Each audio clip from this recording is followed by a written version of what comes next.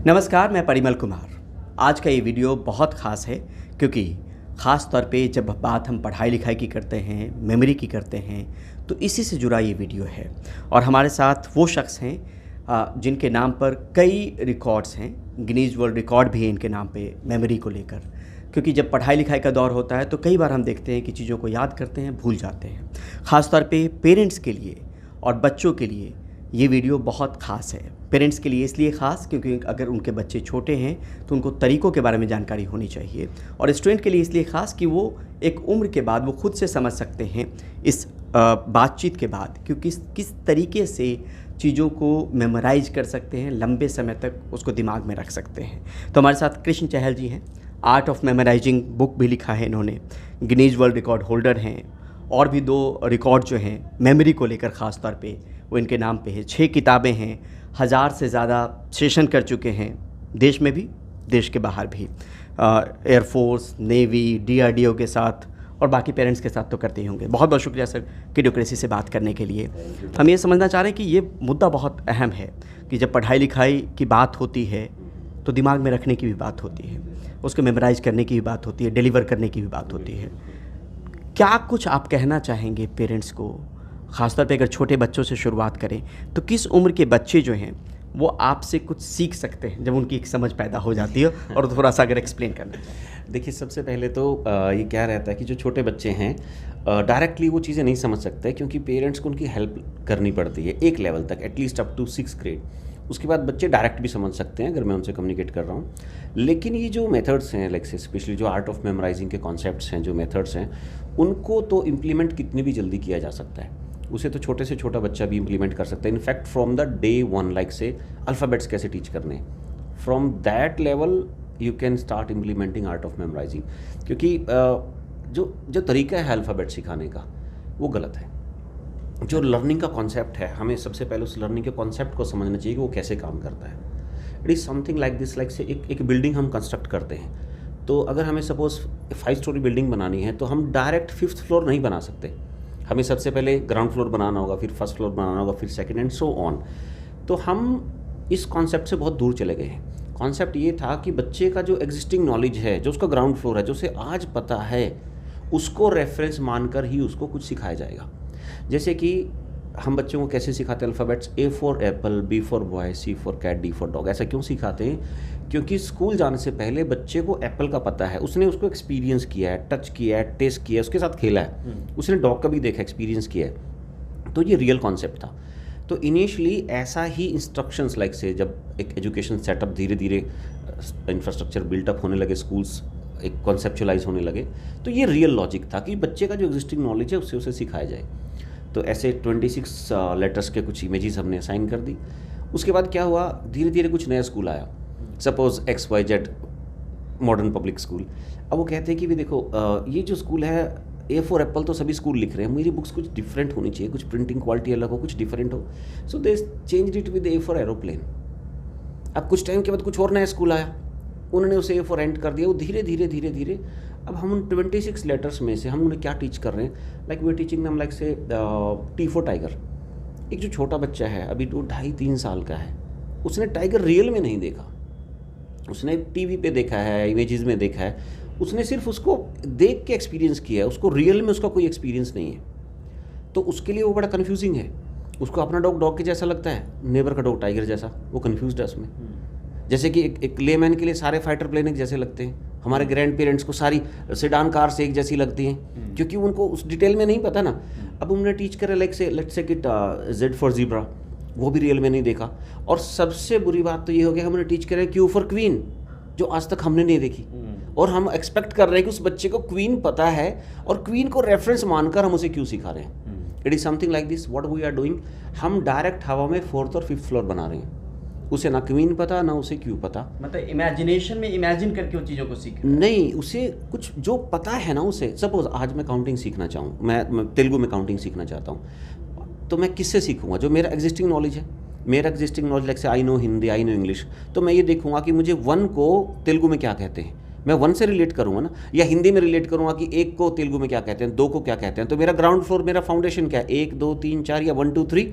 अब मैं तेलुगु को उससे रिलेट करूंगा ना, तो ऐसे ही एप्पल बच्चे को पता है, उसको एप्पल से रेफरेंस से ए सिखाया जाता है।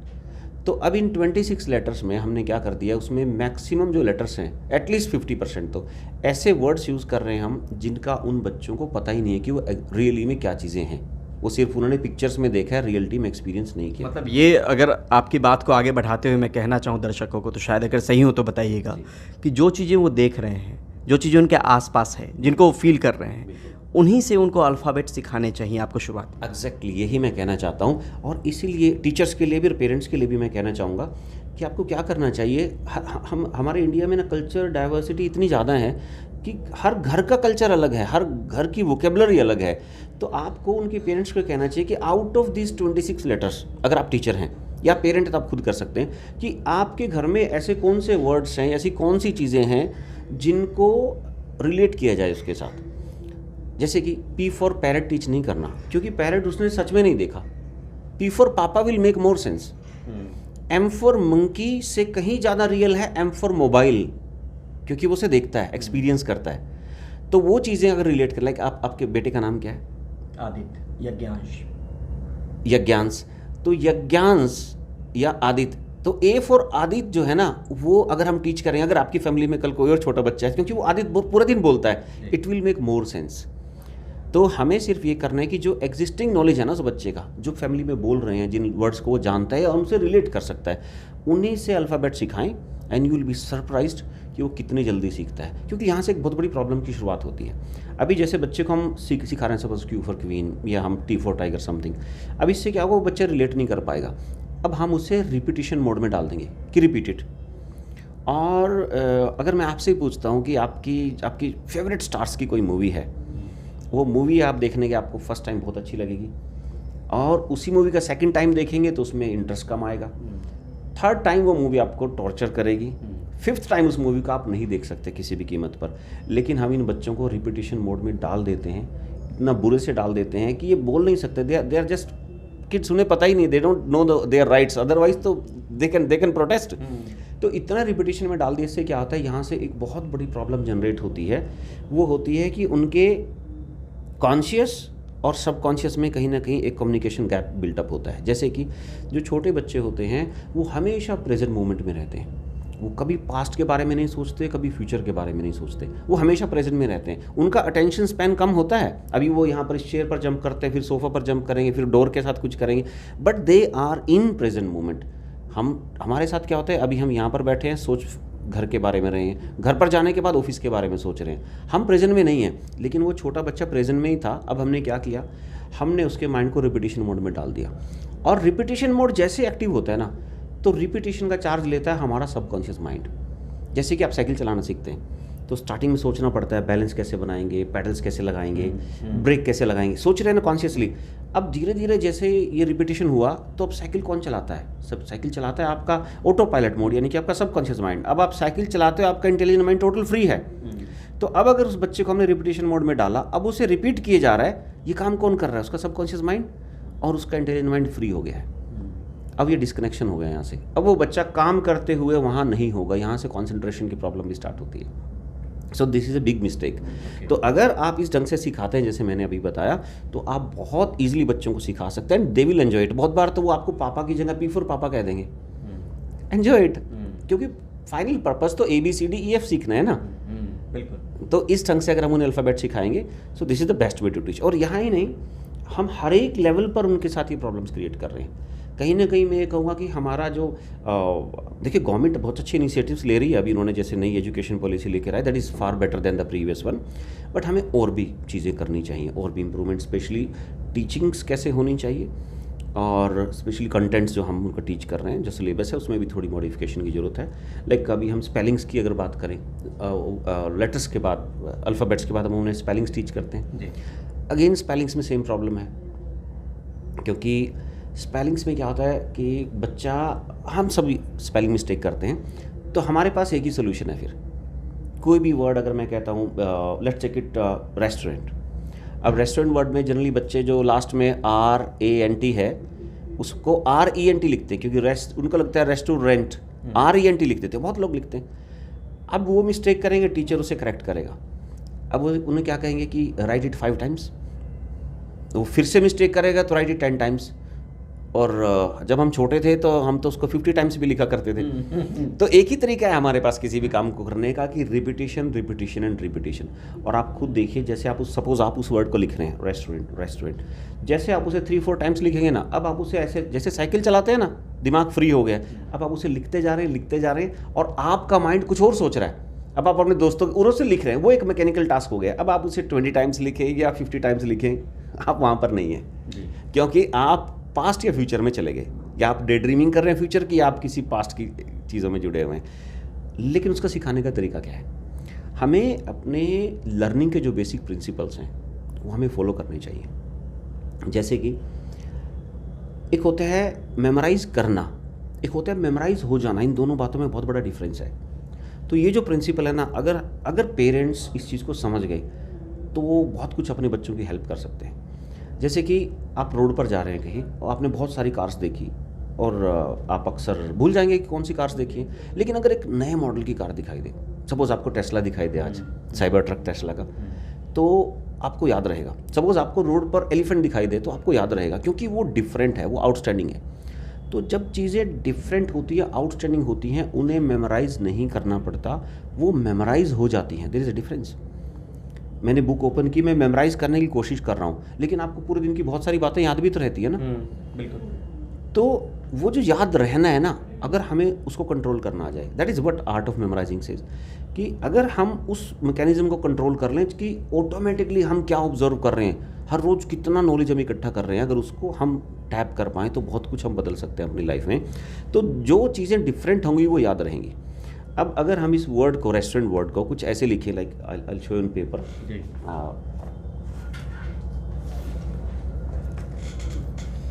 सो हम जो भी मिसिंग लेटर्स हैं, जैसे ये हमारा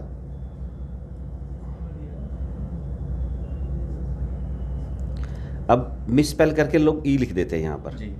तो अब हमें इसे क्या करना है, इसको हमें सभी लेटर्स को स्मॉल साइज में रखना है जी। और जो मिसिंग लेटर है, मिसिंग लेटर क्या, ए, तो ए को बहुत बड़ा करके, मतलब पूरे पेज पर ये ए आना चाहिए जी। ऐसे हम इसको लिख देंगे। अब ऐसा करके लिखने से क्या हुआ, दिखा दीजिए थोड़ा दर्शकों को। हाँ, तो ऐसा लिखने से क्या हुआ कि ये बेसिकली रेस्टोरेंट ए है ना, जो वो बहुत बड़ा हो गया, ये आउटस्टैंडिंग हो गया। It is something like this की रोड पर आपको एलिफेंट दिखाई दे। अब ये और थोड़ा सा इसको इमेजरी से रिलेट कर दें कि रेस्टोरेंट जो है ना वो हट टाइप का बना हुआ है, इट लुक्स लाइक हट। तो अब वो बच्चा फ्यूचर में जब भी कभी सोचेगा ना रेस्टोरेंट, उसको वो हट याद आएगा, वो ए याद आएगा, वो एक top of the mind recall होगा। अब वो इसको बार बार रिपीट करने की जरूरत नहीं है।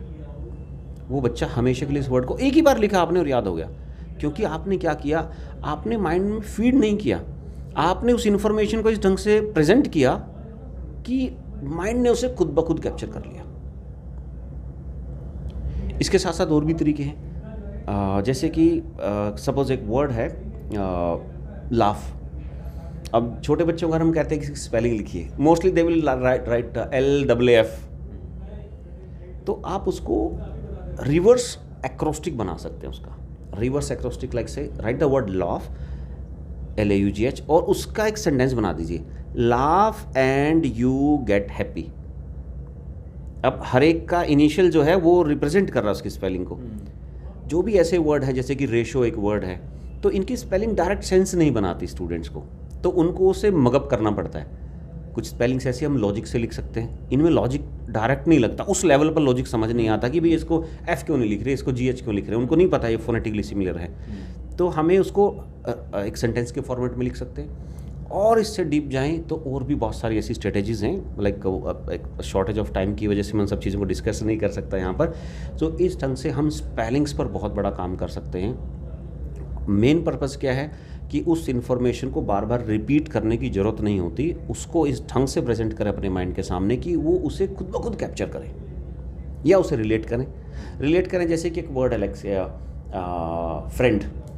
अब छोटे बच्चे फ्रेंड में क्या मिस्टेक करते हैं, लाइक से FRI और E। बहुत लोग ना I और E में कन्फ्यूज़ हो जाते हैं कि E पहले आएगा या I पहले आएगा फ्रेंड में। तो यहाँ पर हम क्या कर सकते हैं कि उसको बाइफरगेट कर दीजिए। सो FRI लाइक से फ्राइडे का इनिशियल हो गया और लास्ट में क्या बचा, end. If I write like से friend spelling here, so it will become like FRI fri end, ये यहाँ पर आ गया। तो फ्राइडे को एंड हो गया, जो आपकी जो दोस्ती है ना वो फ्राइडे को एंड हो जाती है, तो वो फ्राइडे का इनिशियल उनको याद रहेगा और end, now they will never misspell it. तो हमें बस ये देखना है जो डिफरेंस है ना, उस डिफरेंस को हमें आउटस्टैंडिंग बना देना है। One more word I would like to share, जो बहुत बहुत बच्चे मिस्टेक करते हैं, in fact not even just like से primary school students, even that secondary school students the mistake, principal and principle. बहुत लोग स्कूल प्रिंसिपल को लास्ट में PLE लिख देते हैं, क्योंकि दोनों का स्पेलिंग ऑलमोस्ट सेम है और सिर्फ A और E का डिफरेंस है। तो अब जो डिफरेंस है ना, लाइक डिफरेंस क्या है, PAL, स्कूल प्रिंसिपल के लास्ट में आएगा PAL, so PL is like say Pal, Pal is like say surname, we can say like say Arjun Ram पाल। तो जो पाल है, तो हमारे स्कूल प्रिंसिपल का भी कोई ना कोई सरनेम है। अब आप रिलेट कर लीजिए कि जिसके लास्ट में सरनेम लगा है ना, वो स्कूल प्रिंसिपल के लिए यूज होने वाला है, और दूसरा जो वर्ड होगा दैट इज सिद्धांत, वो अपने आप फिर समझ आ जाएगा। तो हमें उनको रिलेट कर लेना है या उन्हें आउटस्टैंडिंग बना लेना है, और अगर पॉसिबल हो उस वर्ड में तो उसे इमेजिन करें, क्योंकि जैसे हम इमेजिन करते हैं ना तो हमारा राइट हेमिस्फीयर उसमें पार्टिसिपेट करता है। तो फिर ये कुछ ऐसी एक्टिविटी हो जाती है जैसे कि एक हाथ से काम करना और दोनों से। अभी मेरा लेफ्ट हेमिस्फीयर काम कर रहा है, अब राइट भी एंगेज हो गया, तो अब वो जो इन्फॉर्मेशन होगी that will be processed with the whole brain approach. जितने भी आर्ट ऑफ मेमोराइजिंग के मेथड्स हैं वो सारे के सारे एक सबसे पहला जो कोर काम करते हैं कि वो आपके पूरे ब्रेन को एंगेज कर देते हैं।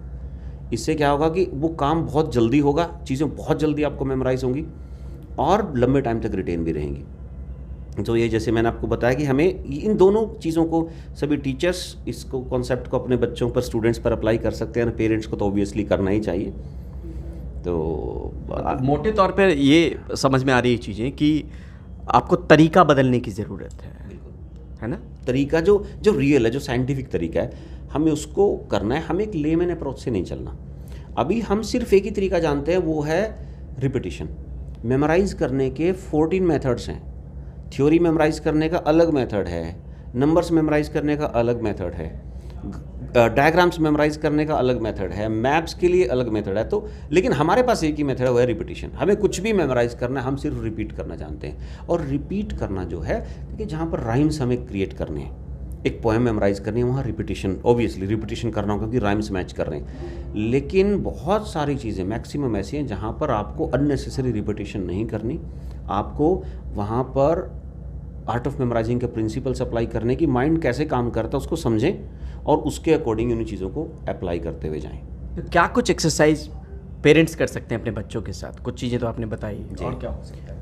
देखिए, इसके साथ कुछ स्टडी टिप्स भी होती हैं। सिर्फ हमें इतना ही नहीं कि रिलेट करना, कुछ स्टडी टिप्स हैं, कुछ ऐसी मिस्टेक्स पेरेंट्स करते हैं जो कहीं ना कहीं बच्चों के लिए ठीक नहीं रहती, उनके ब्रेन पर भी साइड इफ़ेक्ट होता है। सो स्टडी टिप्स में तो मैं सबसे पहले जो कहना चाहूँगा कि आपको अपने बच्चे को इस ढंग से उसको टीच करना है एक प्रॉपर वे में। अभी हम उसको क्या कहते हैं, बुक ओपन करो, स्टडी करना स्टार्ट कर दो। This is not the way, this is not the way. क्योंकि मैं आपसे कहता हूँ कि यहाँ से 5 किलोमीटर तक हम रोड पर चल के जाते हैं, और वहाँ चलने के बाद मैं आपसे कहता हूँ कि मुझे बताइए रास्ते में आपको कौन कौन सी कार मिली। आप कहेंगे सर ये तो बड़ा वेग सा क्वेश्चन पूछ लिया, बहुत सारी कार्स थी रास्ते में, कैसे बता सकता हूँ। अच्छा चलिए बताइए रास्ते में आपको कितनी बसेस मिली। सर ये भी नहीं बता सकता। लेकिन अगर आपको मैं यहाँ से चलने से पहले कहता हूँ कि आपको मुझे बताना कि आपको रास्ते में कितनी BMW मिली, कितनी आपको ब्लू कलर की बसेस मिली, सो आप मुझे वहाँ जाकर बता देंगे। तो जब हम किसी बुक को ओपन करते हैं, स्टडी करते हैं, तो हमारे सामने बहुत सारी चीज़ें आ रही हैं। हमें वो बुक दिखाई दे रही है, हमें कुछ सुनाई दे रहा है, हमारा हैंड टच, हमारी हर सेंसेस पर इंफॉर्मेशन आ रही है, सब सिग्नल ब्रेन तक जा रहे हैं, तो हमारी बैंडविड्थ उसमें कंज्यूम है। तो वो बहुत कुछ देख रही है, उस इन्फॉर्मेशन में भी बहुत कुछ पढ़ रही है। हमें उसको अपनी अटेंशन को सिलेक्टिव बनाना होता है। सिलेक्टिव कैसे बनाएंगे? सबसे पहले लास्ट में क्वेश्चंस रीड करें, जो उस चैप्टर के लास्ट में क्वेश्चंस दिए गए ना, उन्हें रीड करें। क्वेश्चंस को सबसे पहले, अभी चैप्टर स्टार्ट नहीं किया, सबसे पहले क्वेश्चंस को रीड करें। क्वेश्चंस रीड करें। क्वेश्चंस रीड करने के बाद अब जैसे उस चैप्टर को आप स्टडी करेंगे ना, now your mind will work like a magnet to observe the answer of those questions. सिर्फ इतना करते, अब हमारे माइंड को ये पता है ना कि वो एक ओपन शूट नहीं कर रहा, उसे पता है कि निशाना कहाँ लगाना है। उसे ये पता है कि इन क्वेश्चंस का आंसर मुझे इसमें से ढूंढना है।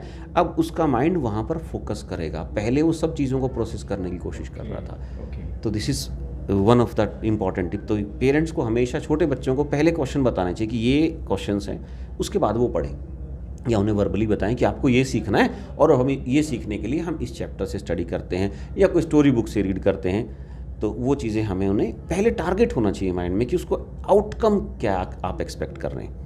या ऐसे भी सर किताब पढ़ने में और क्या मतलब दिलचस्प हमारी बातचीत हो रही है, किताब पढ़ने में और क्या ख्याल रखना चाहिए? मतलब एक तो ये आपने कह दिया कि आपकी मेमोराइज आसानी से आप कर पाएंगे। जी जी जी।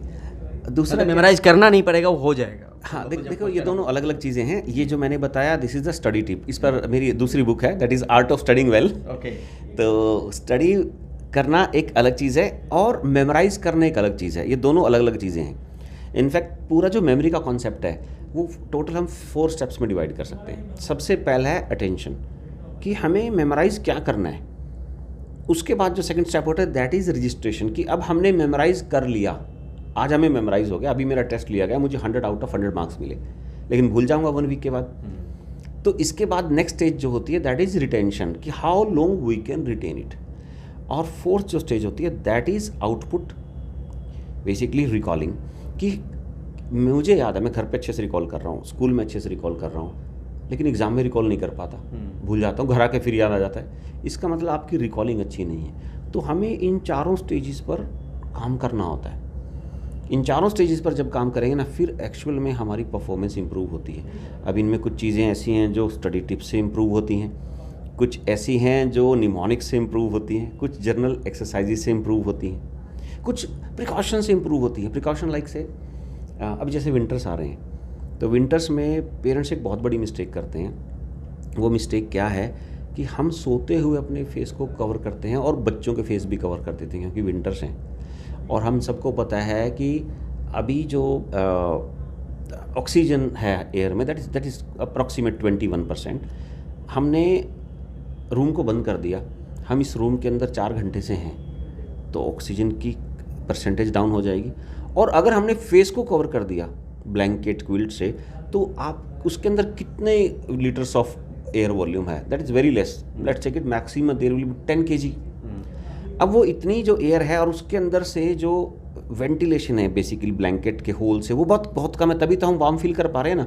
तो जैसे हम हर ब्रीथ के साथ उसके अंदर ऑक्सीजन की परसेंटेज कम होती जा रही है, और धीरे धीरे वो इतनी कम हो जाती है कि जैसे इतनी कम हुई तो अब हमारे ब्रेन के सामने कोई चॉइस नहीं है, क्योंकि इतनी कम में। अब जैसे हम मोबाइल में बैटरी कम हो जाए तो क्या करते हैं, extreme power saver mode on करते हैं। तो जैसे वो सिचुएशन आएगी कि ऑक्सीजन इतनी कम हो गई है, तो उसके बाद वो ब्रेन का ना एक्सट्रीम पावर सेवर मोड हो जाएगा। उसका मतलब क्या है कि अपनी जितनी भी कंजप्शन ऑक्सीजन की उसे रिड्यूस कर दीजिए। जो भी बॉडी में प्रोसेस चल रहे हैं, लाइक जब हम सोते हैं ना, पूरा दिन जो भी हमने स्टडी किया है वो सब रीऑर्गेनाइज होता है, पूरा का पूरा इन्फॉर्मेशन रीऑर्गेनाइज होता है। अच्छी स्लीप से हमारी रिटेंशन होती है, बॉडी में ऑक्सीजन की सफिशिएंट अमाउंट है, तो ब्रेन सेल्स के बीच न्यूरल नेटवर्क बहुत अच्छे से प्रिपेयर होता है। अब हमने उसको ऑक्सीजन की डेफिशिएंसी पर रख दिया, हम सिर्फ हमारे पास सिर्फ इतनी ऑक्सीजन बचे कि जिंदा रह सके, ये सारे प्रोसेस अफेक्ट होंगे, और इतना बुरे से अफेक्ट होंगे कि जो पेरेंट्स ऐसा करते हैं अपने बच्चों के साथ या खुद कोई कर रहा है, उन बच्चों की लॉन्ग टर्म मेमोरी पे बहुत बुरा असर आएगा, उनकी ब्रेन की ग्रोथ पे बहुत बुरा आएगा, और उनकी डिसीजन मेकिंग पे तो बहुत ही बुरा असर आएगा। कंबल से सर न ढक, मतलब कंबल से तो ढकना ही नहीं है। अब आप कहेंगे कुछ लोग कहते हैं सर वो कंबल से मैं नहीं ढकता, सर अपने आप ही ढक जाता है, हाथ अपने आप खींच लेते हैं, मैं नहीं ढकता, क्योंकि वो हैबिट बन गई है। अच्छा भाई, इसका सोल्यूशन क्या है? आपकी हाइट लाइक कितनी है सर? 6 फीट। अपने ब्लैंकेट को ना 5.5 फीट पे फोल्ड करके स्टिच कर दीजिए। अब या तो आप पाँव ढकेंगे या सर ढकेंगे, तो ऑब्वियसली हम पहले पाँव ढकेंगे, तो हैबिट छूट जाएगी।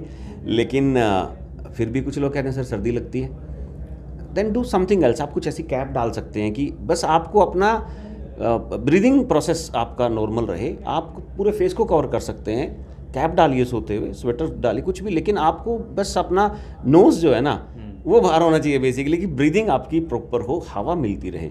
इनफैक्ट मैं तो यहाँ तक भी कहता हूँ कि जो स्टडी रूम है ना बच्चों का, उस स्टडी रूम में वेंटिलेशन मेंटेन करना चाहिए।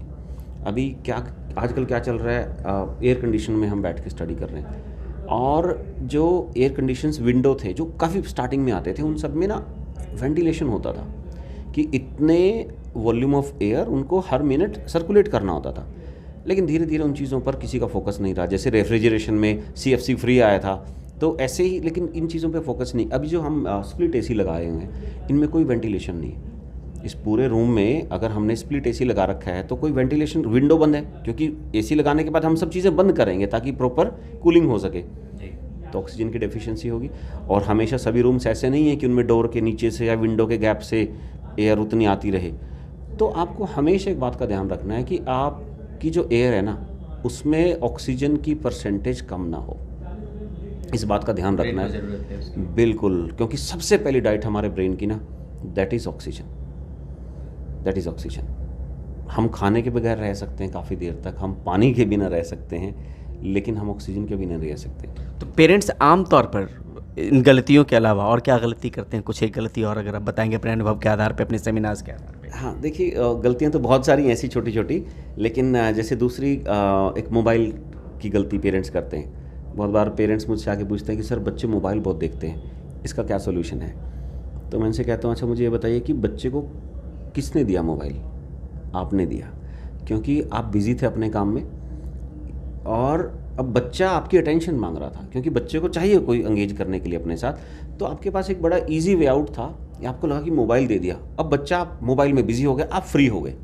तो बेसिकली आपने अपनी वो फ्री विंडो आपको मिली, आपको लगा यार ये तो बहुत अच्छा रास्ता मिल गया, जब भी ये बच्चा परेशान करता है तो उसको मोबाइल दे दो। अब धीरे धीरे उनको उसकी एडिक्शन हो गई, क्योंकि सबकॉन्शियस माइंड के अंडर फ्लो होता है, जैसे हम रिपीटेड किसी काम को करते हैं, अब वो मोबाइल मांगते हैं।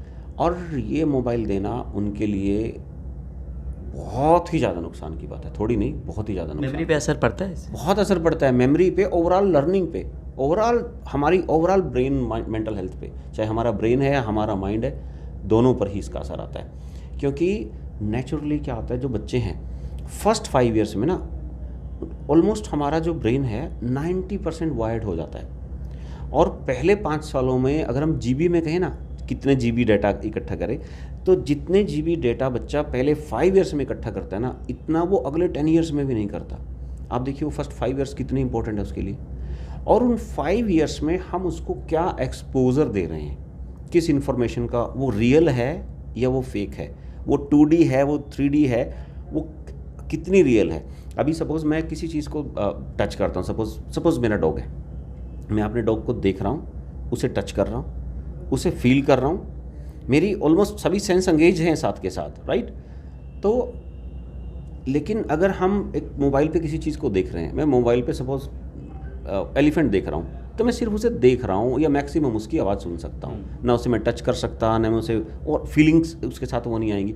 तो हमने कहीं ना कहीं उनकी उस इन्फॉर्मेशन को बड़ा पैरालाइज कर दिया। सबसे बेस्ट क्या है, क्योंकि हमें जीना क्या है, हमें मोबाइल के अंदर नहीं जीना। अभी तक कोई वर्चुअल वर्ल्ड इतना भी टेक ओवर नहीं किया है कि अभी मेटावर्स रियल में नहीं आया है। तो हमें क्या करना है कि उनको रियल एनवायरनमेंट के साथ एक्सपीरियंस करना है, क्योंकि अल्टीमेटली जीना तो हमें इसमें ही है ना, रहना, खाना, पीना सब ये। तो जब तक वो इस एनवायरनमेंट के साथ डीपली कनेक्ट नहीं होंगे, उनकी परफॉर्मेंस पर बहुत बुरा असर आएगा। और वो बिल्कुल, क्योंकि ये kind of one way communication जैसा ही है, यहाँ पर तो हम इंटरेक्ट कर रहे हैं, देख रहे हैं, इस टेबल को मैं टच कर सकता हूँ, उठा सकता हूँ। और एक बच्चे के लिए ना, ये जो चेयर है सपोज ये सामने रखी है, ये खाली चेयर नहीं है। जैसे आज आपके सामने UFO लैंड करेगा ना, आप उस UFO को कैसे देखेंगे, सोचिए जरा। अगर सच में आपके सामने आज UFO लैंड करे, तो आपकी पूरी अटेंशन उस UFO पर होगी, क्योंकि वो आपकी क्यूरियोसिटी, अटेंशन कैच कर रहा है, क्योंकि पहली बार आप UFO को देख रहे हैं और आप फुली फोकस हो गए हैं उस पर। एक बच्चा इस चेयर को, इस पेन को भी एक बच्चा ऐसे ही देखता है, उसके लिए टोटल मिस्ट्री है ये। वो इसे टच करेगा, बेंड करेगा, टेस्ट करने की भी कोशिश करेगा। और जब तक ये मिस्ट्री है तब तक क्यूरियोसिटी है, और जब तक क्यूरियोसिटी है तब तक अटेंशन है, and attention is the mother of memory. और मेमोरी ही तो है, हम क्या हैं बेसिकली, हम मेमोरी तो हैं। जो कुछ हमने सीखा वही तो हम हैं। आइडेंटिटी हमारी आज क्या है, जो कुछ हमने सीख रखा है। हमारा नाम भी तो हमें याद ही है। फोकस्ड कैसे रखें बच्चे को? क्योंकि देखिए फोकस रहेगा तभी मेमोराइज कर पाएगा, ये आपने बात में कहा है। जी, फोकस रहेगा। देखिए स्टडी करते हुए कि फोकस के जैसे मैंने कुछ चीज़ें बताई कि ये कुछ टिप्स हैं, वैसे तो हम हर एक चीज़ के लिए उसको अप्लाई कर सकते हैं। कुछ ऐसा कि सबसे पहले वो चीज़ें अवॉइड करें ना जो नुकसान कर रही हैं उसको। जैसे मोबाइल है, जितना हो सके उसको डिले करें, मोबाइल के यूज़ को जितना हो सके डिले करें। और उसको डिले करने का तरीका क्या है कि हम उन्हें रियल वर्ल्ड के साथ जोड़ें। और बच्चों का जो सीखने का तरीका होता है ना, वो मेजरली ऑब्जर्वेशन से होता है और कॉपी करने से, इसको मॉडलिंग बोलते हैं। और तीसरा उनका हैंड्स ऑन एक्सपीरियंस है। तो जो मॉडलिंग कॉन्सेप्ट है वो बड़ा इंपॉर्टेंट है। कॉपी करके बच्चे, आप बच्चों से कहें कि आप तो टीवी देख रहे हैं और आप बच्चों से कहते हैं पढ़िए, तो वो कहते हैं मैं क्यों टीवी नहीं देख सकता। वो सोचेंगे एटलीस्ट कुछ टाइम तक, तो ऐसे ही कहेंगे। तो पेरेंट्स जैसा करेंगे बच्चे वैसा करेंगे। तो अगर घर में इस एज के बच्चे हैं तो आपको भी कोशिश करनी है कि आप बुक रीड कर सकते हैं, कोई you can play some game, but आप खुद मोबाइल को अवॉइड करें, ऐसी चीज़ों को अवॉइड करें। Same thing with the eatables, like हम खाना खाते हैं, पेरेंट्स की खुद की फूड हैबिट्स अच्छी नहीं है। वो खुद फास्ट फूड ले रहे हैं, बहुत सारी ऐसी चीज़ें कंज्यूम कर रहे हैं, उनको कौन सिखाता है। मैं कहता हूँ छोटे बच्चे को पहली बार बर्गर किसी ने खिलाया, वो उसको नहीं पता था कि क्या इसको हम जोड़ के मेमोरी से देख सकते हैं? 100% देख सकते हैं। अगर हम फास्ट फूड बहुत ज़्यादा लेते हैं, देखिए once in a blue moon is everything is okay, मैं ये नहीं कहता कि बिल्कुल नहीं लेना चाहिए, ठीक है, बट कुछ लोगों का तो रूटीन बन गया है कि उनको तो हर 1-2 दिन में कुछ पिज़्ज़ा बर्गर चाहिए, उनको हर रोज़ कुछ ऐसा चाहिए। पैकेट फूड भी चाहिए। पैकेट जितनी भी पैकिंग वाली चीज़ें हैं ना, ये ऑलमोस्ट, देखो मैं सबको नहीं कह सकता, वो तो बहुत सारी चीज़ें हैं, बट ऑलमोस्ट जो चीज़ पैक हो गई उसमें प्रिजर्वेटिव ऐड किए गए हैं। अगर उसकी सेल्फ लाइफ लाइक से 3 मंथ्स है, 4 मंथ्स है, बहुत सारी चीज़ें ऐसी, तो उनमें कोई बहुत अच्छी चीज़ें नहीं हैं, उनको प्रिजर्वेटिव उनमें ऐड करने ही पड़ेंगे। और जहाँ पर प्रिजर्वेटिव ऐड हो गए तो उनमें जैसे कि एक होता है सोडियम नाइट्रेट, तो ये हमारे ब्रेन के लिए हार्मफुल है। जैसे कि हाइपर एक्टिविटी जैसी प्रॉब्लम्स इससे होती हैं, तो ये बड़ी सारी चीज़ों में होता है, सॉस में होता है। तो थोड़ा बहुत चलता है, इतना तो बॉडी डिटॉक्स कर देती है, बट बहुत ज़्यादा अगर ऐसी चीज़ें हम लेते हैं वो हार्मफुल हैं। हेल्दी चीज़ें बच्चों को सिखाएं, वैसी आदत डालें। जैसे कि अगर ब्रेन हेल्थ जो सबसे अच्छी रहती है वो ड्राई फ्रूट्स बहुत अच्छे रहते हैं हमारे ब्रेन के लिए, स्पेशली जिनमें ओमेगा 3 होता है, वो बहुत अच्छे रहते हैं। जितनी बेरीज़ हैं, जिनके भी अलग से स्ट्रॉबेरी, ब्लूबेरी, ब्लैकबेरी, ये सब बहुत अच्छी रहती है हमारे ब्रेन के लिए। तो हमें इन चीज़ों को थोड़ा सा बच्चों को ज़्यादा प्रमोट करना चाहिए ईट करने के लिए। हेल्दी जितनी लाइक से वेजिटेबल्स हैं बहुत अच्छी हैं, फ्रूट्स बहुत अच्छे हैं। तो ये चीज़ें अगर हम प्रैक्टिस करें पेरेंट्स अपनी फैमिली में, तो काफ़ी अच्छा बच्चों के लिए एनवायरनमेंट क्रिएट कर। एग्ज़ाम के समय में जो स्ट्रेस होता है जिससे लोग भूल जाते हैं, बच्चे भूल जाते हैं, एग्ज़ाम को लेकर अगर टिप्स आप दे पाएँ जिस बच्चे हैं। देखिए एग्ज़ाम स्ट्रेस क्यों होता है? एग्ज़ाम स्ट्रेस होता है ओवर एक्सपेक्टेशन से। पेरेंट्स इस माइंडसेट में बच्चों की हेल्प करते हैं कि भाई आपने अपना बेस्ट किया है। अगर बच्चा, हम उसको एग्ज़ाम से एक दिन पहले कुछ एक दिन में वो नहीं बदल सकते, वो पूरे साल क्या करके आया ना वो डिसाइड करेगा एग्ज़ाम में क्या होना है। तो उसने जो आप उसको एक एक दिन को ट्रैक करें, उनको प्लान करें। आप पेरेंट्स हैं या अगर आप स्टूडेंट हैं लाइक से सेकेंडरी, तो आप खुद कर सकते हैं। तो आप अपने दिन को प्लान करें। आप एग्ज़ाम से पहले आप अपना एक माइंडसेट बनाइए कि भाई देखो अब तक बहुत अच्छा किया है मैंने, अब जो होगा let's see, I will face the reality. और ये चीज़ हमें सच में सिर्फ पढ़ाई में नहीं, हमें इस जनरेशन को सिखानी है। हमें इन बच्चों को इस बहुत ज़्यादा सिखाने की ज़रूरत है, क्योंकि हमने इनको फेलियर को फेस करना सिखाया नहीं है। अभी जो मार्किंग होती है हमारे स्कूल्स में भी, वो बड़ी लीनियंट हो गई है पहले के कंपैरिजन में।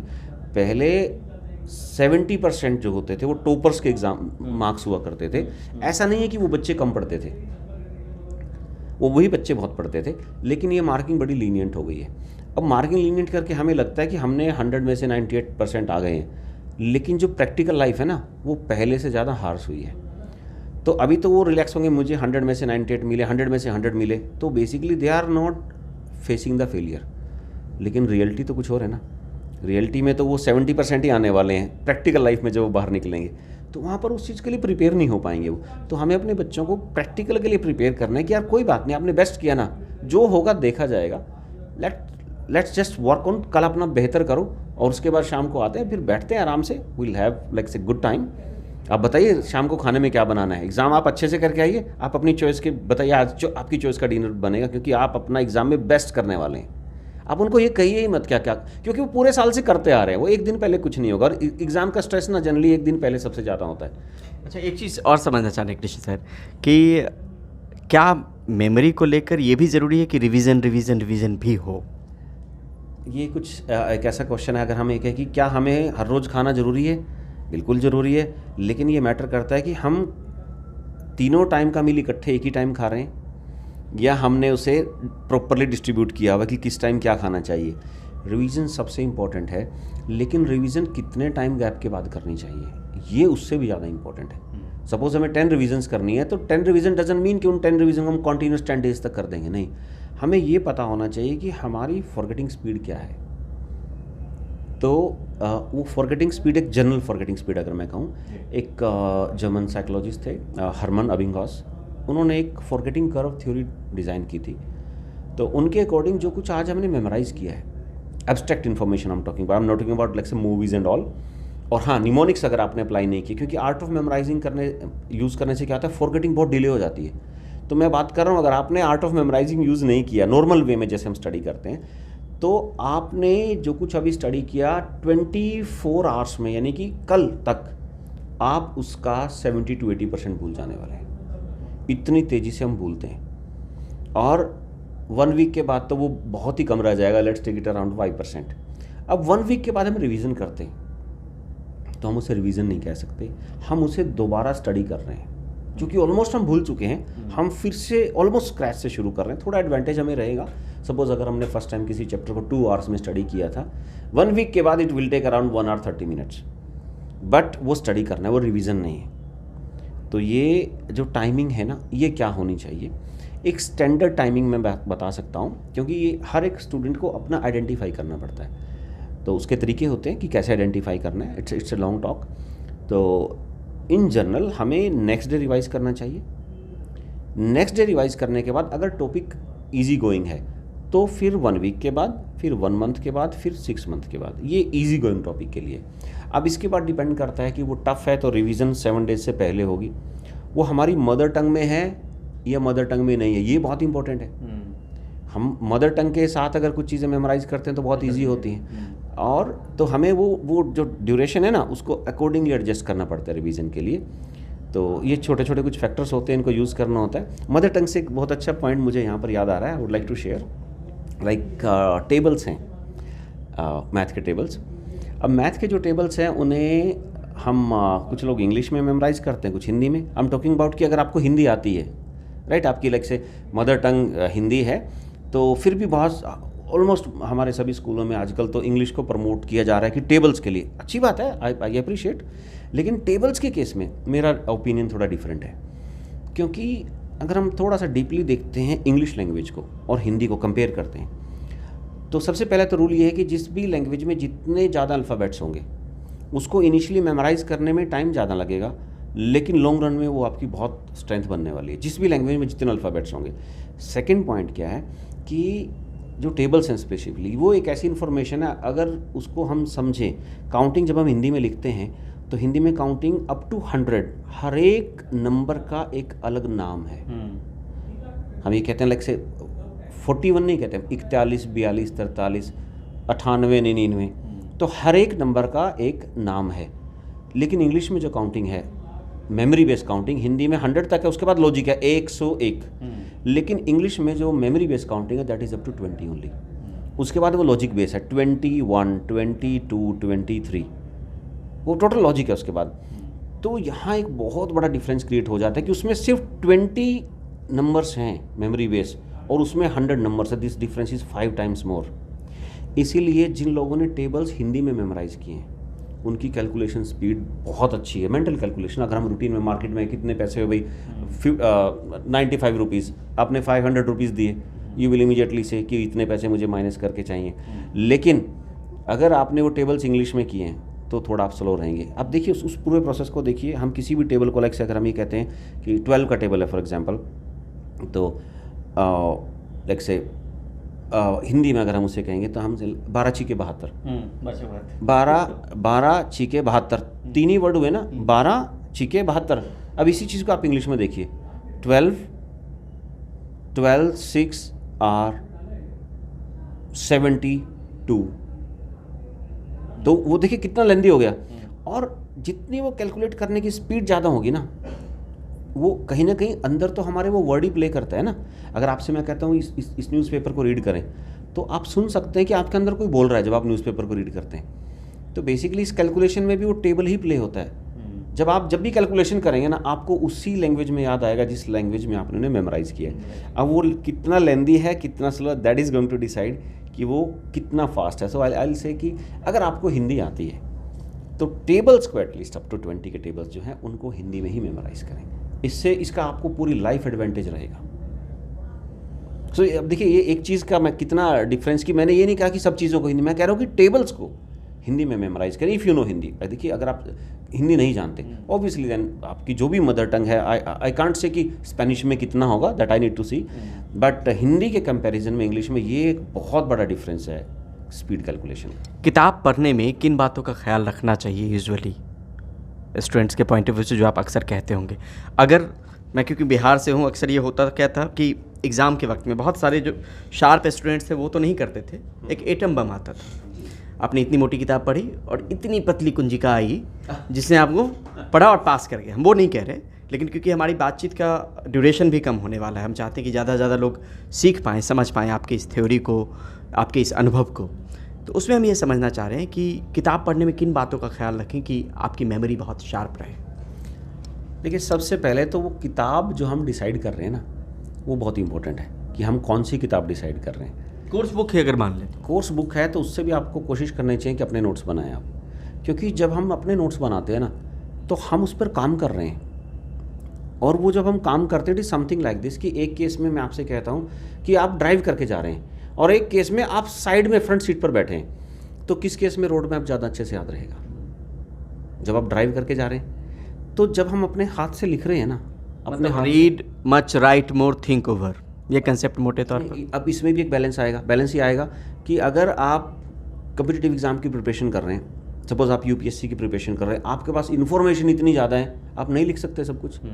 अब आपको उन बुक्स पर ही डिपेंड करना पड़ेगा। लेकिन 18 साल से कम उम्र के बच्चों को लेकर अगर हम बात करें, जो कोर्स बुक और बाकी पढ़ाई लिखाई 12 तक की बात अगर हम करें, अब 12 तक की जो बात है, उनको अपने नोट्स बनाने चाहिए, क्योंकि सिलेबस जितना है वो सब मैनेजेबल है। और जैसे आप कहते हैं ना वो कुंजी में छोटा हो जाता था, तो उसमें क्या होता है, उसका मैं आपको लॉजिक देता हूँ। ऐसा हमेशा छोटा क्यों होता है कि जब भी कोई बुक लिखता है ना कोई author, like I am an author, तो मुझे पता है कि मैं मुझे पता है कि कोई भी ऑथर है वो बुक किसके लिए लिखता है? वो बुक लिखता है अपने सबसे वीक रीडर के लिए। उसे ये पता है कि मेरे सबसे वीक रीडर को समझ आना चाहिए, अगर उसको समझ आ गया तो सबको समझ आ जाएगा। अब मैं अगर आपको फेस टू फेस एक्सप्लेन करता हूँ, I can explain anything in 2 examples, लेकिन अगर मुझे वो बुक फॉर्मेट में देना है ना, I have to write 10 examples, और मुझे इसको पूरा फॉर्मल लिखना होगा, hence proved and all this. तो हमेशा जो बुक्स होती हैं हमारी टेक्स्ट बुक्स, वो सारी की सारी ओवर एक्सप्लेनेटरी होती हैं। तो जब आप नोट्स बनाएंगे तो आप उनको अपने लेवल पर लेकर आएंगे कि मुझे 3 एग्जाम्पल्स लिखने हैं, या मुझे तो एग्जाम्पल इसके लिए लिखना ही नहीं क्योंकि मुझे डेफिनेशन ही समझ आ गई है। तो उससे क्या होगा, आपका जो सिलेबस है वो 50% रिड्यूस हो जाएगा। 50%। आप देखिए ट्यूशन जब आप जाते हैं, 20 पेज का जो चैप्टर होता है, आपका ट्यूटर उसको 6 to 7 पेजेस में समअप करके नोट्स बना के आपको दे देता है, और उसमें कुछ भी मिस नहीं है। उन्होंने क्या किया, उन्होंने ट्रिमिंग कर दी अननेसेसरी इन्फॉर्मेशन की। तो सबसे पहले तो अपने नोट्स बनाएं, ये सबसे इंपॉर्टेंट है। इनमें भी फर्दर डेप्थ है कि नोट्स को कैसे बनाना है, that is a complete art of studying well. ठीक है। तो नोट्स बनाने के बाद अब हम जब स्टडी करने बैठते हैं तो उसके लिए जैसे मैंने बताया कि क्वेश्चंस कैसे होने चाहिए, इन बिटवीन एक कॉन्सेंट्रेशन के भी प्रिंसिपल्स आते हैं। देन नेक्स्ट स्टेप इज़, अब बच्चे लिखते हैं, लाइक कुछ लोग क्या करते हैं, हर एक सेंटेंस को अंडरलाइन करने लगते हैं। कुछ लोग बहुत अच्छी पेंटिंग करते हैं, फूल बनाते रहते हैं। तो और कुछ लोग हर एक टॉपिक के सामने लिखते हैं इम्पोर्टेंट इम्पोर्टेंट। अरे भाई, अगर सब कुछ इंपॉर्टेंट है तो बुक के कवर पेज पर लिखे वेरी इंपॉर्टेंट। तो आपको कुछ भी ऐसी एक्टिविटी नहीं करनी। डिफाइन योर सिंबल्स, आप अपने सिंबल्स को डिफाइन करें कि भाई यहाँ पे मैं अगर आई फॉर इम्पोर्टेंट लिख रहा हूँ, इसका मतलब क्या है। मैंने सी लिखा है, इसका मतलब है कंपिटिटिव पॉइंट ऑफ व्यू से इंपॉर्टेंट है, स्कूल पॉइंट ऑफ व्यू से नहीं है। ये मैंने यहाँ पर लिखा है लाइक से एन फॉर नोट्स, तो इसका मतलब है कि ये जो टॉपिक है, ये इसके लिए आप नोट्स को रेफर करें, बुक से मत रीड करें। ये टॉपिक मैंने क्रॉस लगाया, क्रॉस का मतलब है कि ये तो सिलेबस में नहीं है, ताकि नेक्स्ट टाइम आप रिवाइज करें तो आप उससे बचें। ये जो सिंबल्स है ना, ये आपको गाइड करते हुए जाएंगे, तो सिंबल्स हमें बनाने चाहिए। तो और इसके बाद हर एक जो भी इन्फॉर्मेशन उस पर लिखें कि जैसे यहाँ पे हमें सपोज एक नंबर्स की टेबल आ गई है। अब नंबर्स को मेमोराइज़ करने के लिए इसमें आर्ट ऑफ मेमोराइजिंग में यूज़ होता है लेटर नंबर मेथड। जैसे हिस्ट्री डेट्स हैं, आप मुझे 100 हिस्ट्री डेट्स दीजिए अभी के अभी, in a single reading I can memorise. लेकिन मैं कैसे मेमोराइज़ कर सकता हूँ? मैं यूज़ उसमें करने वाला हूँ लेटर नंबर मेथड, जो कि आर्ट ऑफ मेमोराइजिंग का नंबर मेमोराइज करने का तरीका है। लेकिन 100 हिस्ट्री डेट्स अगर आप कोशिश करेंगे तो आप उसे नहीं कर सकते। बहुत बार पेरेंट्स मुझे कहते हैं कि सर हमारे बच्चे की मेमोरी तो अच्छी है, लेकिन बस वो थोड़ी सी ये प्रॉब्लम है।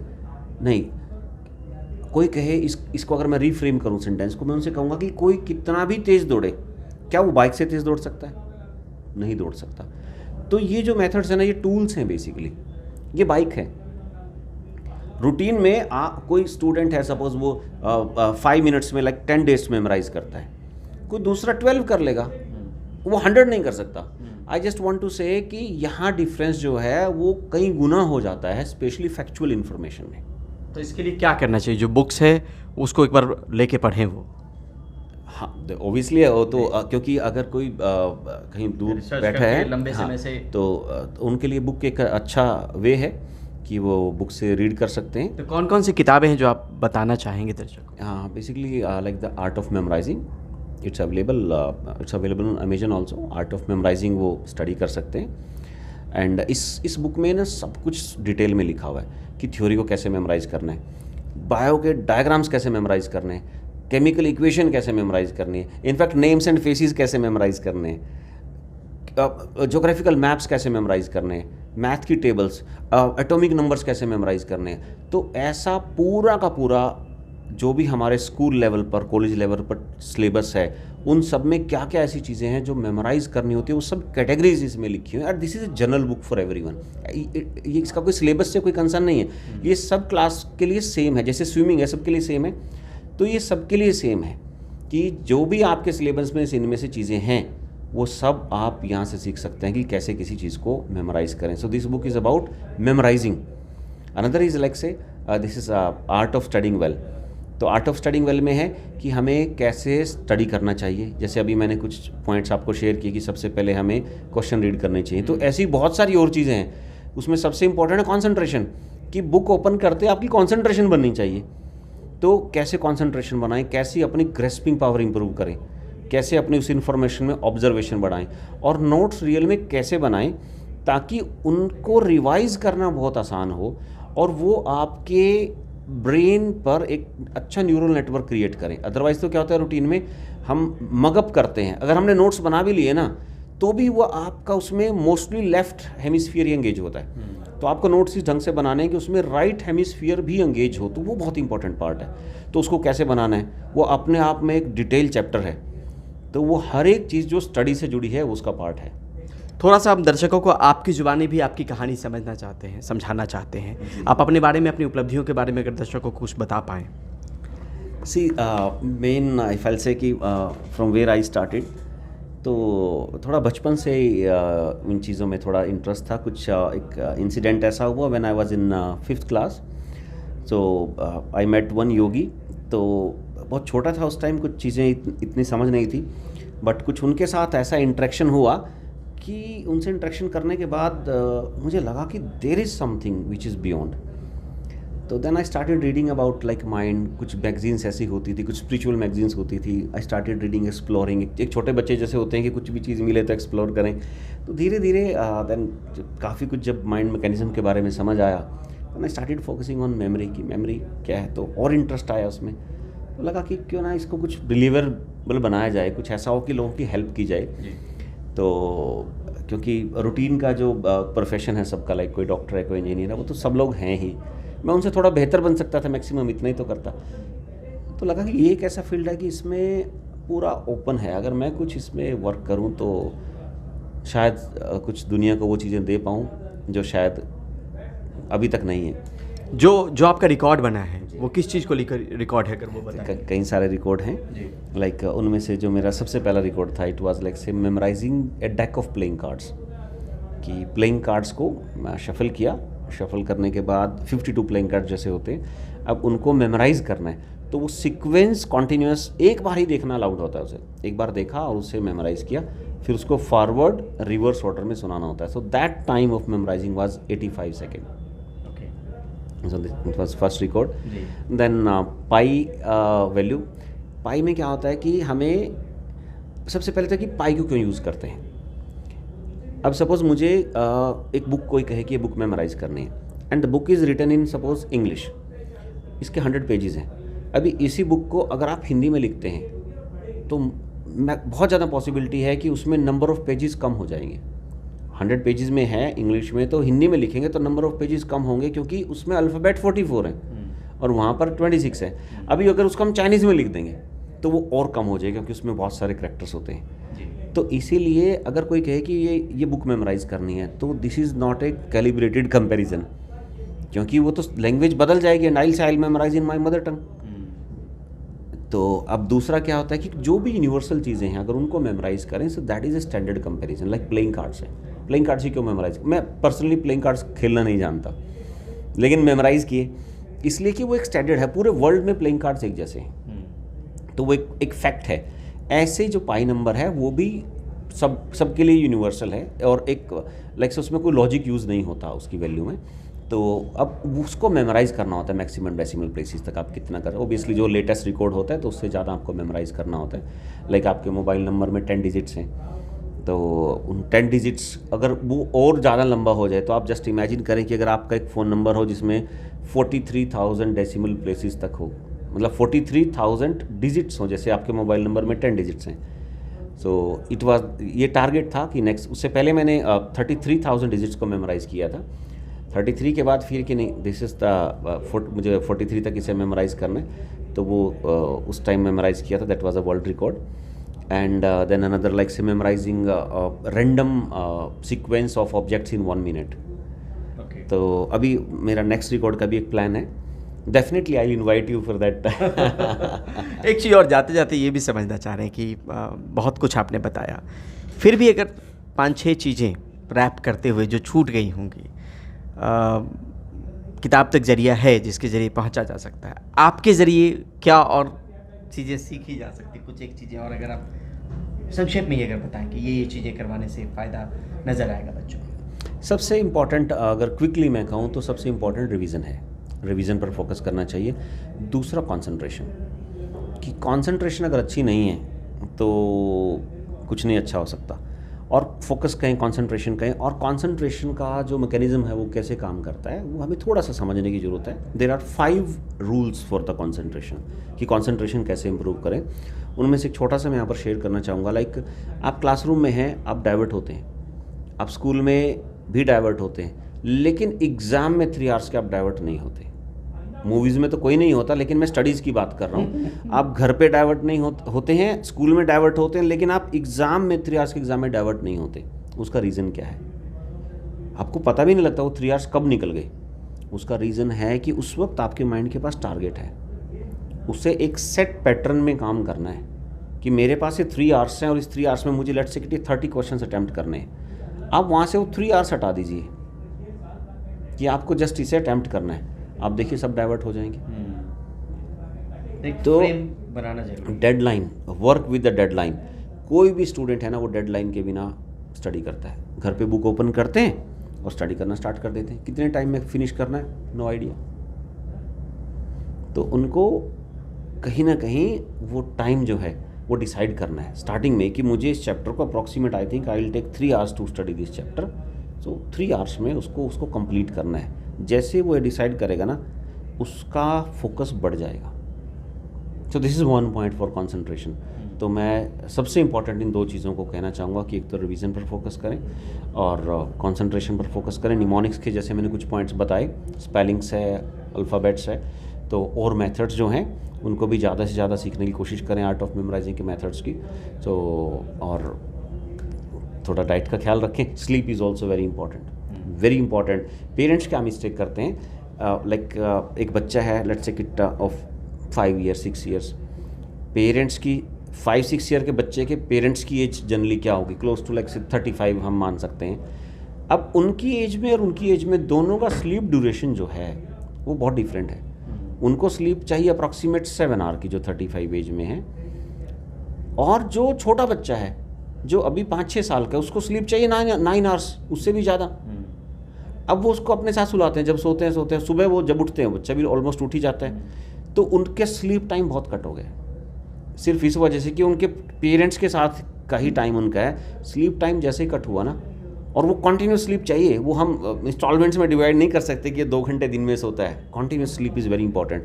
तो उससे क्या है कि जब स्लीप का टाइम कट हो गया ना, तो बहुत सारी आपकी ब्रेन की ग्रोथ रुक गई, आपका न्यूरल नेटवर्क बहुत अच्छे से काम नहीं करेगा, रिटेंशन अच्छी नहीं होगी। तो स्लीप टाइम पर बहुत फोकस करें स्पेशस, क्योंकि जैसे बहुत सारे छोटे बच्चे कनेक्टेड हैं आपके चैनल में, तो मैं चाहूँगा कि स्लीप पर ज़रूर फोकस करें। बड़ी कॉमन मिस्टेक है जो पेरेंट्स करते हैं। पढ़ाई को इंटरेस्टिंग कैसे बनाया जा सकता है ताकि रुचि बनी रहे?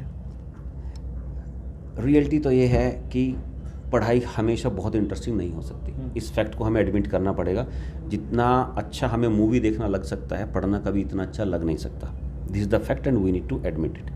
सेकेंड, हम जितना उसको एडुटेनमेंट बना सकते हैं, एडुटेनमेंट जैसे कि रिलेट करना किसी भी चीज़ को, जैसे मैंने आपको बताया था कि फ्राइडे, तो ये हमने उसको थोड़ा एंटरटेनिंग बना दिया। एक तो फ्रेंड की स्पेलिंग को हम रिपीट कर रहे हैं, एक हमने कह दिया कि भाई फ्राइडे FRI पहले आ गया और END बाद में, कि फ्राइडे को आपकी दोस्ती एंड हो जाती है। तो ये थोड़ा एंटरटेनिंग हो गया, तो हम उसको एक लेवल तक एडुटेनमेंट उसमें ऐड कर सकते हैं। बट हमें इस फैक्ट को फेस करना पड़ेगा कि पढ़ाई हमेशा इंटरेस्टिंग नहीं हो सकती। जाते जाते दर्शकों को, खासतौर पे पेरेंट्स को, कुछ कहना चाहेंगे उनके बच्चों के? मैं उनसे यही कहना चाहूँगा कि आपके बच्चे आपको कॉपी करते हैं, तो आप उनको जो अच्छी चीज़ें सिखाना चाहते हैं, अगर आप चाहते हैं कि आपके बच्चे में रीडिंग की हैबिट्स आएँ, तो आप खुद वो करें। आप खुद कोई भी न्यूज़ बुक आप रीड करना शुरू कर सकते हैं, बट आपका बच्चा आपको कॉपी करके सीखने वाला है। अगर आप अपने बच्चे में कोई भी हेल्दी लाइफस्टाइल ऐड करना चाहते हैं, तो आप उन चीज़ों को खुद करें, खुद फॉलो करें। वो आपको कॉपी करके बिना कहे आपसे सीखते रहेंगे। चाहे और मैं ये कहूँगा कि पेरेंट्स आपको भी सीखते रहना चाहिए। आप भी कुछ अपने लर्निंग गोल्स बनाएं। You can start in learning new language और ए न्यू स्किल, तो आप भी उनके साथ सीखते रहिए। जब आप सीखेंगे ना, वो भी आपके साथ बैठकर स्टडी करेंगे। उनकी सीटिंग जो है, सीटिंग टाइम बढ़ना चाहिए। उनकी लर्निंग की जो कैपेसिटी है वो तभी बढ़ेगी जब कहीं ना कहीं उनकी रीडिंग हैबिट बढ़ेगी। रीडिंग हैबिट तब बढ़ेगी जब आप रीड करेंगे। तो आपको अपने बच्चों को ना आपको रीड करना चाहिए, वो नहीं सुनने वाले। आप जब रीड करेंगे उनको लगेगा कि ये एक न्यू नॉर्म है, लाइक उनके लिए नॉर्मल लगेगा कि हाँ भाई, खाना खाते हैं सब लोग, नहाते हैं सब लोग, तो सब लोग पढ़ते भी हैं, तो मुझे भी पढ़ना है। तो आप बच्चों में रीडिंग हैबिट डालिए, बहुत इंपॉर्टेंट। बहुत अच्छी अच्छी बुक्स हैं। मैं ये कहना चाहूँगा, आप अपने बच्चों के लिए कुछ ऐसी मोरल स्टोरीज़ की बुक लेकर आएँ जिनमें उनको अदरवाइज चीज़ें मिलें अपार्ट फ्रॉम देयर लाइक से एकेडमिक बुक्स। तो वो रीडिंग हैबिट जरूर उनमें डालिए और आप खुद पढ़िए, तब बच्चे पढ़ेंगे। और कृष्ण चहल जी, आपसे अगर कोई जुड़ना चाहे वो कैसे जुड़ सकते? आप they can visit my website artofmemorizing.com. They can visit my another website is my courses are there eShastra.com. और वो चाहें तो जो हमारी कंपनी के नंबर हैं सपोर्ट टीम के, वहाँ भी कॉल कर सकते हैं। तो number is, I can speak it like से 9212523587। इस नंबर पर वो सपोर्ट टीम से कांटेक्ट कर सकते हैं। जो भी हमारी तरफ से बेस्ट होगा हम विल डू। कितने देर का सेशन यूजुअली होता है बच्चों का, अगर आपसे? ये डिपेंड करता है एक्चुअली। लाइक से अगर एक कॉमन ग्रुप है तो उसके लिए 12 आवर्स का रहता है, अगर सब लोग कॉमन है। अगर थोड़ा सा लाइक से स्पेसिफिक है, for example we are doing it for doctors, जैसे हमने डॉक्टर्स के लिए सेशन किया है, तो डॉक्टर्स के लिए वो छोटा हो जाए क्योंकि उनका ऑलरेडी वो मैच्योरिटी लेवल है, वो उसको समझ रहे हैं। तो उनके लिए वो चीज़ें और स्पेसिफिक हो जाएंगी कि हमें इनसे करना है, तो that will be some of in like say less 2 hours भी होता है, 6 आवर्स भी होता है। कॉर्पोरेट में जैसे हम सेशन करते हैं तो उनकी कुछ एक स्पेसिफिक डिमांड होती है कि सर हमें तो इस चीज़ को, हमारे लोगों को नेम्स एंड फेसेस की प्रॉब्लम है, we are from the hospitality, तो हमारे लिए तो नेम्स एंड फेसेस सिखाओ। क्योंकि अभी बच्चों को, इनको कोई हिस्ट्री तो सीखने नहीं है, इनको सिर्फ एक है कि ये जिससे भी मिले उनका नाम और चेहरा नहीं याद रहे। तो वो जो सेशन है वो 2 आवर्स का रहेगा। तो ऐसे मतलब निश्चित तौर पे अगर कोई अगर इस दिशा में इस तरीके से अगर तैयार करे अपने बच्चे को या तैयारी करे तो उनकी मेमोरी बढ़ सकती है। मतलब 100% it can be improve for anyone. बहुत लोग कहते हैं ये तो नेचुरल होती है। नेचुरल सिर्फ इतना ही है कि जैसे आपकी और मेरी हाइट में कुछ डिफरेंस होगा, वो डिफरेंस कोई 3-4 फीट्स में नहीं है, वो डिफरेंस इंचज़ में होगा। तो बड़ा माइनर सा डिफरेंस होता है। हमारी नेचुरल जो मेमोरी है उसमें बहुत ज़्यादा डिफरेंस नहीं होता।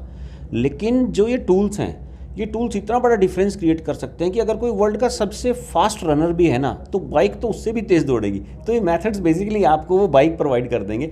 अब जिनके कहते हैं मेरी नेचुरल मेमोरी बहुत अच्छी है, तो आप जब आर्ट ऑफ मेमोराइजिंग यूज़ करेगा ना, आप उनसे 10 गुना फास्ट दौड़ रहे होंगे। तो that what I can say. चलिए, बहुत बहुत शुक्रिया।